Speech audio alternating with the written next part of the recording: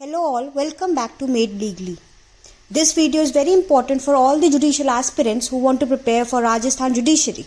As you know, the forms are out from tomorrow and you have 1 month of time period whereby you can decide whether you want to fill the form or you don't want to fill the form.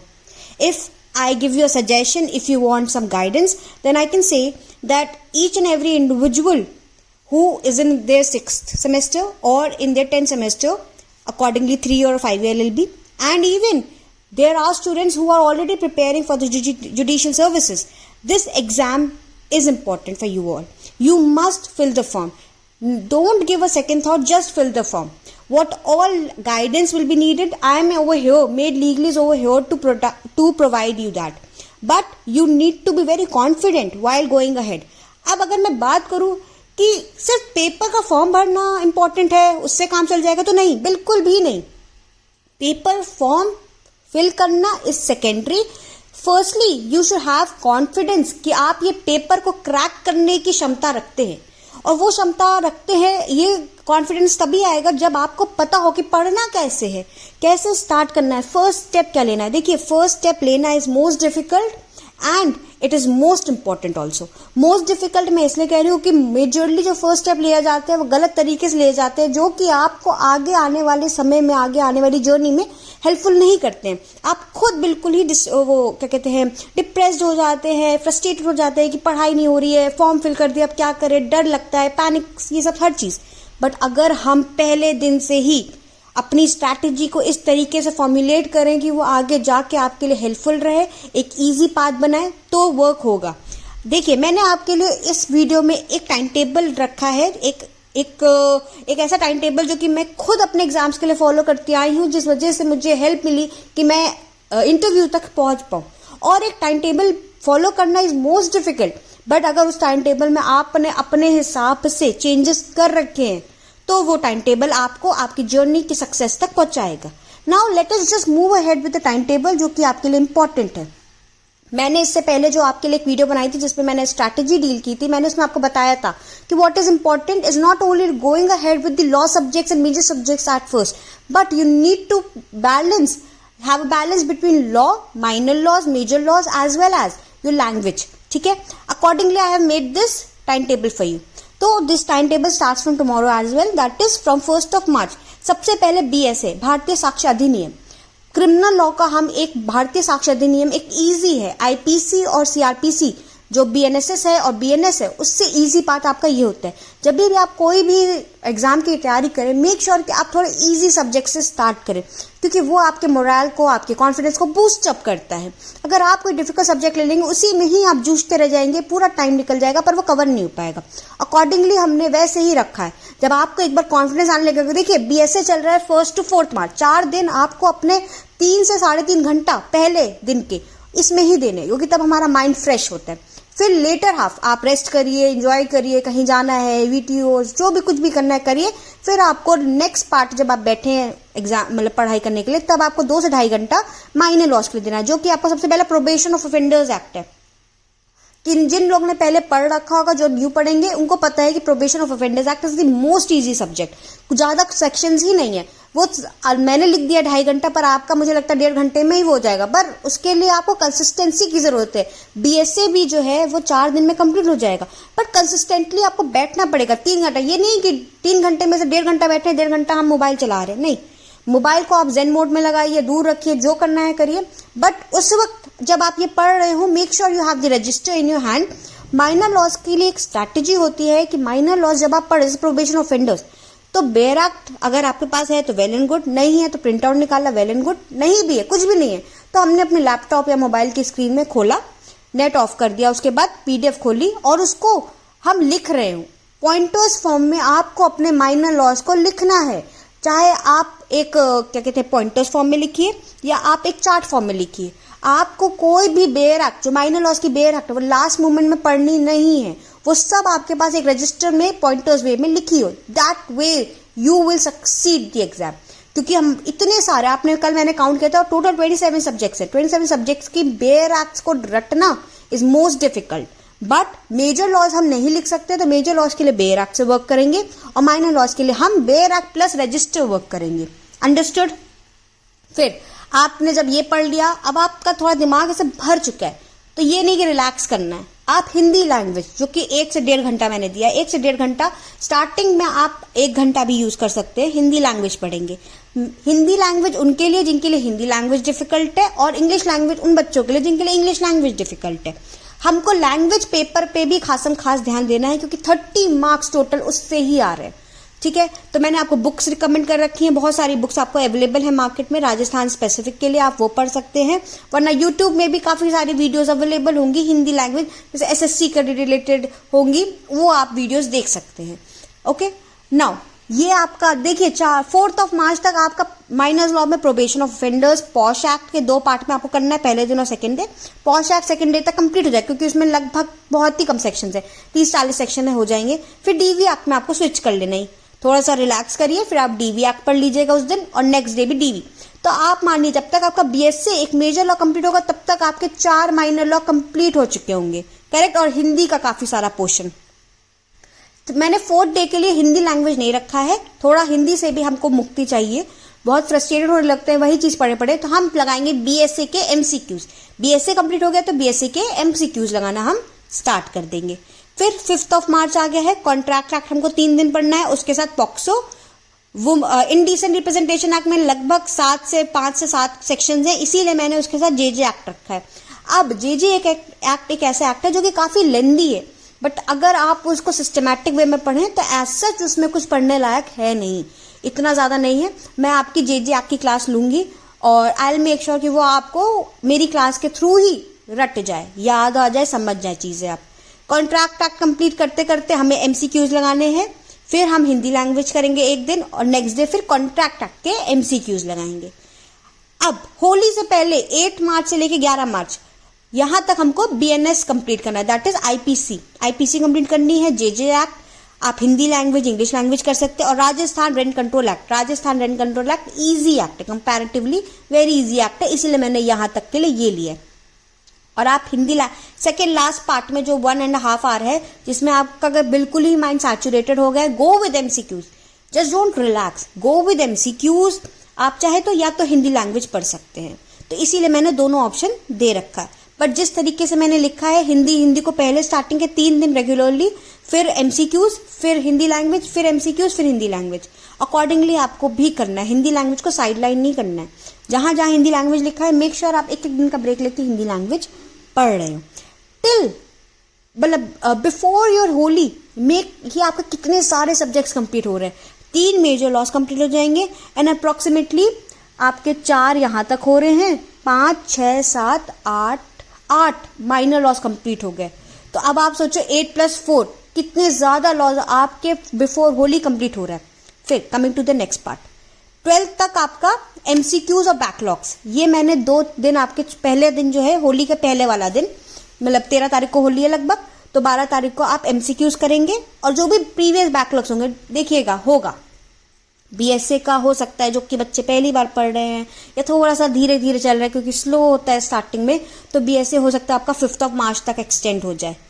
बिल्कुल घबराने की जरूरत नहीं है, हो सकता है time table extend होता जाए, कोई दिक्कत नहीं, क्योंकि ये जो टाइम टेबल है ये मैंने 1 मार्च से लेके 5 अप्रैल तक का बनाया। 5 अप्रैल तक सारे सब्जेक्ट्स कंप्लीट करने की कोशिश की है, तो अगर आप 6 या 7 अप्रैल तक भी जा रहे हैं इसी टाइम टेबल के साथ, तो नॉट टू वरी, तब भी सफिशिएंट टाइम है। ये time table 35 days crash course का है, 35 डेज रिविजन है पूरा, बट अगर आप 35 से भी एक्सटेंड होकर 40 डेज कर रहे हैं, not a big deal, fine. तो हाँ, क्योंकि हमारे पास तो 30 तारीख तक तो है ही, 30 तारीख के बाद भी हमारे पास समय रहेगा, ऐसा नहीं कि 5 दिन के बाद पेपर आ जाएगा, अभी तो नोटिफिकेशन आने में समय है, इसीलिए अकॉर्डिंगली हमें पढ़ना है। 13-14 कुछ नहीं पढ़ना है, enjoy your Holi. Enjoyment should be done during and at the time of your revisions also. Enjoyment को कभी भी साइड नहीं करना है, जज बनने वाले हैं आप, कुछ ऐसा नहीं बनने वाले हैं कि एंजॉयमेंट भूल जाए। तो भाई मैंने इसीलिए आके 13-14 कुछ नहीं रखा। चाहे तो अगर आपका बहुत मन कर रहा है कि फिर भी मुझे पढ़ना है, तो आप प्रीवियस बैकलॉग कर सकते हैं, एमसीक्यूज लगा सकते हैं, रिवाइज कर सकते हैं कुछ। फिर हम आते हैं 15 मार्च, होली खत्म, 15 मार्च है, फिर भी फेस्टिव मूड रहता है, इसीलिए मैंने कोई स्पेसिफिक सब्जेक्ट इस दिन के लिए नहीं रखा है। हिंदी इंग्लिश करते रहिएगा आप, और कोई एमसीक्यूज या प्रीवियस बैकलॉग्स हैं वो करिएगा। ये सारे दिन जब तक होली चल रही है, फेस्टिव मूड रहेगा, तब तक के लिए ये सब रहेगा। अगर आप घर में रह रहे हैं तो आपके पास बहुत सारे काम होंगे। अगर आप आउट ऑफ स्टेशन रह रहे हैं तो घर जाएंगे आएंगे, उसकी जर्नी में भी समय लगता है। इसीलिए वो 3-4 दिन मैंने ऐसे बना रखा है कि आपके ऊपर कोई बर्डन ना हो कि टाइम टेबल मैं फॉलो नहीं कर रही या कर रहा। टाइम टेबल आपका अकॉर्डिंगली फॉलो होगा। फिर 16 मार्च अब थोड़ा सा फेस्टिव का मूड थोड़ा कम हुआ होगा। Then we will start with BNSS, क्योंकि हम लोग फ्रेश होके आए फिर से, तो अब हम फिर से बड़ा एक मेजर सब्जेक्ट लेंगे जो कि BNSS, दैट इज CRPC हम 4 दिन पढ़ेंगे। उसी 4 दिन में हमें सोगा और पार्टनरशिप कंप्लीट करना है। और जो MCQs हम लगा रहे थे, रिविजन कर रहे थे, जो भी हमने प्रीवियस सब्जेक्ट्स कंप्लीट करे उसके MCQs, वो हम MCQs करते जाएंगे। और हिंदी, अब हिंदी ऑलमोस्ट कवर हो गई होगी, तो 19 मार्च को आपका हिंदी का रिवीजन रहेगा। तो 19 और 20 मार्च आप हिंदी का रिवीजन करेंगे कि भाई हिंदी मेरी रिवाइज होगी, उसके क्वेश्चंस अगर मिल रहे हैं तो प्रीवियस क्वेश्चंस हम लगाएंगे। हमारे पास हिंदी के लिए रिवीजन के लिए हमारे पास प्रीवियस क्वेश्चंस हैं, हम उसको लगाएंगे। फाइन। 28 मार्च से हम transfer of property act start करेंगे। 3 दिन का वो हिंदू लॉ के 4 सब आपके एक्ट्स हैं, वो हम 3 दिन में कवर कर लेंगे। और MCQs हम करते जा रहे हैं साथ ही साथ। 23 मार्च से देखिए, ये टाइम टेबल अगर आप देख रहे हो तो ये कैसे चल रहा है। पहले एक criminal law, civil law, criminal law, फिर सिविल लॉ, ऐसे चल रहा है। ऐसा मैंने नहीं किया कि एक साथ आपको क्रिमिनल लॉ दिया। अगर क्रिमिनल लॉ BNS के बाद मैंने BNSS स्टार्ट किया है तो क्योंकि बीच में आपके पास एक गैप था जिसमें आप फेस्टिव एंजॉय कर रहे थे, तो वो गैप के बाद हमने सीधे क्रिमिनल लॉ स्टार्ट किया, फिर हमने सिविल लॉ किया। अब हमारे पास कोई क्रिमिनल लॉ बच रहा है तो फिर CPC, क्योंकि TPA इज मतलब इजी सब्जेक्ट। तो उसके बाद मेजर, मैंने मेजर माइनर सब्जेक्ट्स भी ऐसे ही डिवाइड किए आपके लिए कि कौन सा इजी है कौन सा डिफिकल्ट है, तो उससे मैचिंग अकॉर्डिंगली आप पढ़े। एक साथ मैं आपको डिफिकल्ट सब्जेक्ट्स पहले कह दूंगी कवर कर लो, तो ये कवर हो ही नहीं पाएगा, जो कि ह्यूमनली पॉसिबल नहीं है, उस पर हम बात नहीं करेंगे। ये मेड लीगली का पर्पस ये है कि आपका एग्जाम क्वालिफाई कराना, और उसका एक पैटर्न होता है कि हम प्रेशर माइंड में ना रखें। फाइन। तो ये आपका हिंदू लॉ के बाद आप मुस्लिम लॉ करेंगे CPC के साथ।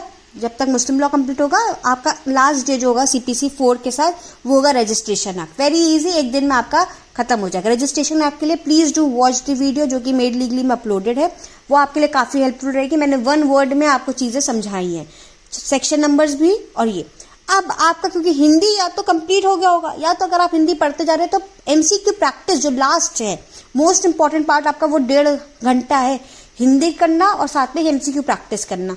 डेली बेसिस में MCQ प्रैक्टिस होगी ही होगी।